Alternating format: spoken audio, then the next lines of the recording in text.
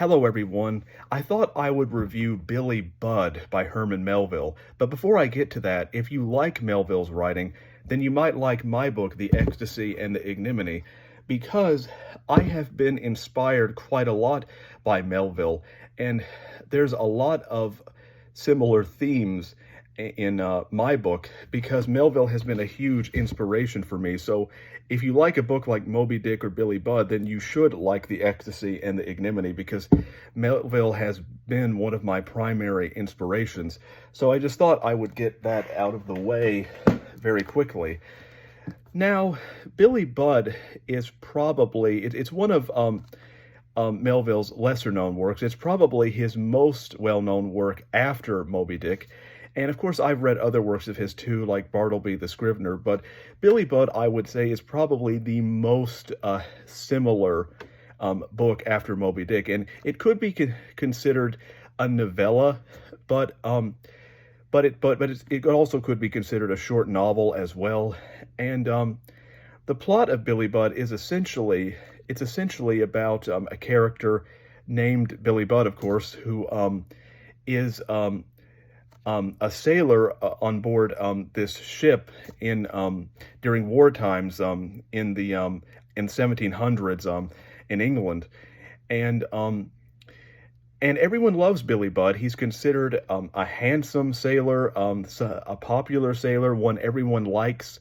But at the same time, you have the master at arms, who's named Claggart, who is jealous of Billy Budd. He doesn't like the fact that he's popular. He's jealous of his handsome look, so to speak, because the book describes Billy Budd as being very handsome. And that's another thing. I really enjoy the poetic language that Melville uses. It's not quite as strong as in Moby Dick, but you can still find quite a lot of poetic language here. And I've really taken a lot from Melville in terms of style, not outright copying him. I've combined my style with Faulkner and Charles Dickens and William Wordsworth and a little bit of my own style.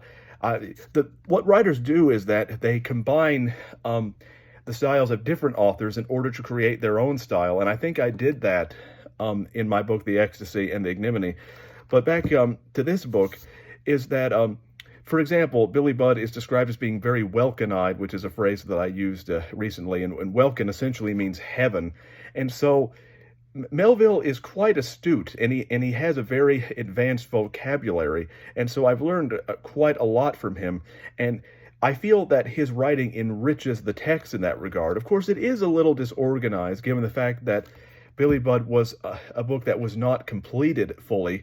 I don't know to what extent, but like me, Melville had really terrible handwriting, so people had to try to decipher it, and they couldn't at first, and his wife actually wrote up his manuscripts to make them more palatable, but because she could, after Melville's death, she couldn't obviously go and ask him what he meant by certain passages, so probably even this version of Billy Budd is not what Melville fully intended, but it's the best that we have, and it was eventually published in the 1920s. But anyway, Billy Budd is someone who is popular, but the master at arms Claggart is jealous of him. Well, why is he jealous? Why is he jealous of him? Well, one reason, though, perhaps may be that he feels some sort of erotic attraction to Billy Budd, and that there's definitely themes of homoeroticism in this, and that he feels guilty for feeling that. So what he does is that he tries to slander Billy Budd by saying that he's lazy, incompetent,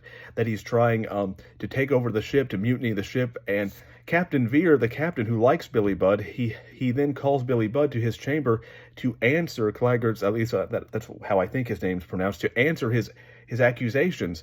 But Billy Budd is so overcome with rage that he strikes Claggart and kills him by accident. So now, of course, Captain Vere is wondering, well, what should I do?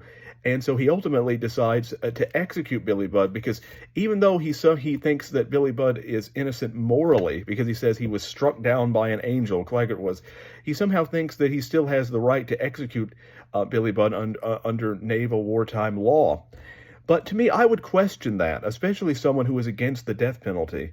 I'm against the death penalty in all cases. Now, in cases of first-degree murder, especially when you have someone who has harmed a child or is a was a serial killer or something like that.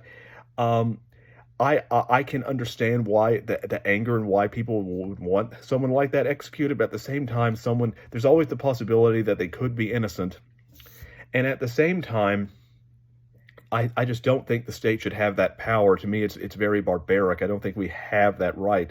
But that's beside the point, because even if I were in favor of the death penalty, I still don't think it should have been carried out here, because first of all, Billy committed what was essentially third-degree murder.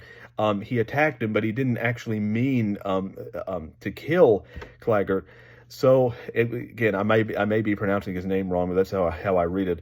And so because of that, at most he should have gotten between 10 and 20 years.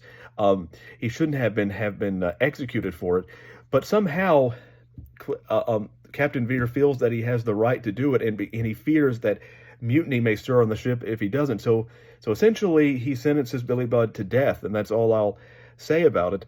But of course what he could have done, I think, is just he could have confined him to his quarters and then waited until they landed somewhere, and then he could have handed him over to the proper authorities.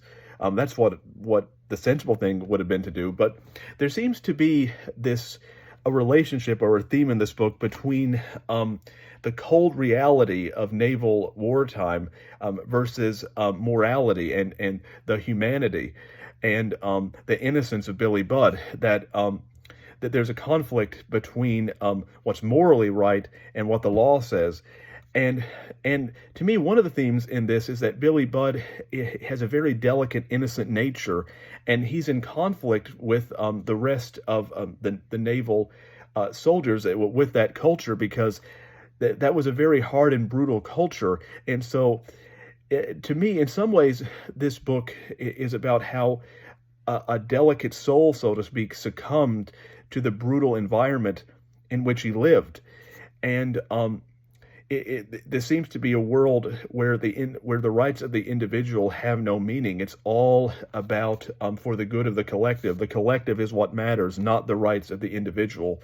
So there is definitely a theme in this of man versus society, and how society can be cold and unfeeling, and how we wrestle with God, so to speak, and that ultimately it is God who we will have to answer to, not man. And so I believe that such themes are explored very heavily in Billy Budd. And had it actually been written properly by Herman Melville, had he been able to complete it, I believe it would have been an even greater book than it already is. So overall, that is my review of Herman Melville's novella, Billy Budd.